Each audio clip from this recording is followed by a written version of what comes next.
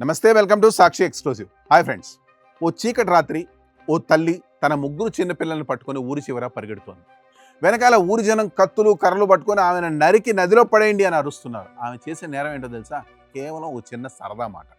ఆ రాత్రి వేళ ప్రాణాలు అరచేతిలో పెట్టుకొని పారిపోయిన ఆ నిస్సహాయురాలే కొన్నేళ్ల తర్వాత దేశంలో అత్యున్నత పద్మశ్రీ పురస్కారాన్ని అందుకుంది.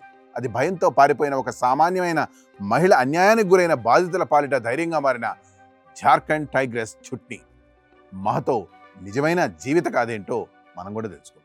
జార్ఖండ్ రాష్ట్రంలోని సైరకేలా ఖార్సవా జిల్లా బోలాదిహ్ గ్రామంలో చుట్నీ మహతో జీవితం మొదట్లో చాలా ప్రశాంతంగా సాగింది. ధనంజయ్ మహతాతో చిన్న వయసులోనే వివాహం జరిగింది. ఎంతో సంతోషంగా సాగిపోతున్న ఆ జీవితంలో ఒకరోజు ఊహించని తుఫాన్ వచ్చింది. ఒకరోజు ఆమె బావగారి చిన్న కూతురు వాంతి అవుతున్నట్లు చెప్పింది. చుట్నీ చాలా సరదాగా అప్పుడే తల్లవుతున్నావా ఏంటి అని సరదాగా అనింది. ఆ క్షణంలో అది ఒక చిన్న హాస్యంగా ముగిసిన కొన్ని రోజుల తర్వాత ఆ అమ్మాయి నిజంగానే అనారోగ్యానికి గురైంది. అంతే, ఊరి జనం, ఇంట్లోని బంధువులు చుట్నీ వైపు వేలు చూపించడం మొదలుపెట్టారు. ఆమెకు చేతబడి వచ్చు అని, ఆమె బాణామతి విద్యలతోనే ఆ అమ్మాయికి జబ్బు చేసిందని ఆరోపించారు. చుట్నీని ఒక డాయన్ లేదా చేతబడి చేసే రాక్షసిగా ముద్ర వేశారు. ఆ తర్వాత ఆమె అనుభవించిన నరకం వర్ణాతీతం. మూఢనమ్మకాలతో నిండిన ఆ గ్రామస్తులు ఆమెను ఒక చెట్టుకు కట్టేసి దారుణంగా కొట్టారు. బట్టలు చింపేసి ఊరంతా ఊరేగిస్తూ మానసికంగా, శారీరకంగా దారుణంగా చిత్రహింసలు పెట్టారు. 1995 సెప్టెంబర్ నెలలో ఒక రాత్రి పంచాయతీ సమావేశమైంది. చుట్నీని ముక్కలు ముక్కలుగా నరికి అర్ధరాత్రి నదిలో పడేయాలని నిర్ణయించుకుంది పంచాయతీ. అదృష్టవశాత్తు ఆ పంచాయతీలో ఉన్న ఒక మంచి మనసున్న వ్యక్తి ఈ దారుణాన్ని తట్టుకోలేకపోయాడు. అర్ధరాత్రి చుట్నీ ఇంటికి వచ్చి వెంటనే ఇక్కడి నుండి పారిపోండి, మిమ్మల్ని చంపేయడానికి ప్లాన్ వేశారు అని హెచ్చరించాడు.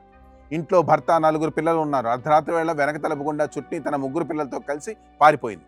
చీకట్లో పడవెక్కి నది దాటి అన్న ఇంటికి చేరుకుంది. ఇంట్లో ఉన్న పశువులను, ఆస్తిని కాపాడుకోవడానికి ఆమె భర్త, పెద్ద కొడుకు ఊర్లోనే ఉండిపోయారు.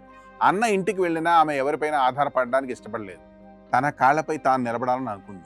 బీర్బాన్స్ గ్రామంలో ఒక చెట్టు కింద తన 3 పిల్లలతో కలిసి దాదాపు 8 నెలల పాటు తీవ్ర కష్టాలు అనుభవించింది.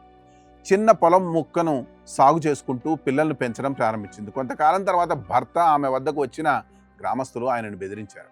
ఆమె చేతబడి చేసేది, నిన్ను కూడా తినేస్తుంది అని భయపెట్టారు. ఆ భయంతో భర్త కూడా ఆమెను వదిలేసి రెండో పెళ్లి చేసుకున్నాడు. అందరూ వదిలేసినా చుట్నీ ధైర్యం సడలేదు. ఆ రాత్రి నేను పారిపోకపోతే ఈరోజు బతికేదాన్ని కాదు అని ఆమె బలంగా నమ్మింది. తాను అనుభవించిన అన్యాయం మరొక మహిళకు జరగకూడదని నిశ్చయించుకుంది. 1996లో జిఎస్ జైస్వాల్ ఆధ్వర్యంలోని ఫ్రీ లీగల్ ఎయిడ్ కమిటీ అనే సంస్థ చుట్నీ కథను తెలుసుకున్నారు. ఆయన ఆమెకు సరైన మార్గదర్శకత్వం అందించారు. అక్కడి నుండి చుట్నీ ప్రయాణం పూర్తిగా మారింది. బాధితురాలిగా ఉన్న చుట్నీ రక్షకురాలిగా రూపాంతరం చెందింది. చేతబడి పేరిట నిందలు ఎదుర్కొంటున్న మహిళలను కాపాడేందుకు ఒక పునరావాస కేంద్రాన్ని ఏర్పాటు చేసింది. గ్రామాల్లో ఎక్కడైనా మహిళను డాయనని వేధిస్తున్నారని తెలిస్తే చుట్నీ అక్కడికి వెళ్ళి పోరాడింది.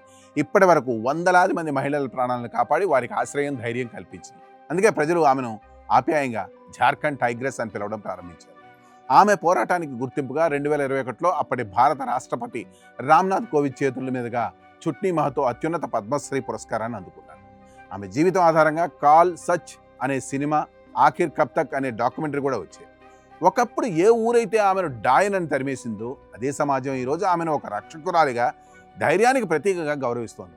అవమానాలు ఎదురైనప్పుడు కుంగిపోకుండా అదే అవమానాన్ని తన ఆయుధంగా మార్చుకున్న చుట్నీ మహతో జీవితం ప్రతి ఒక్కరికి స్ఫూర్తిదాయకం. That's all for today. This is Harikrishna signing off for Sakshi exclusive.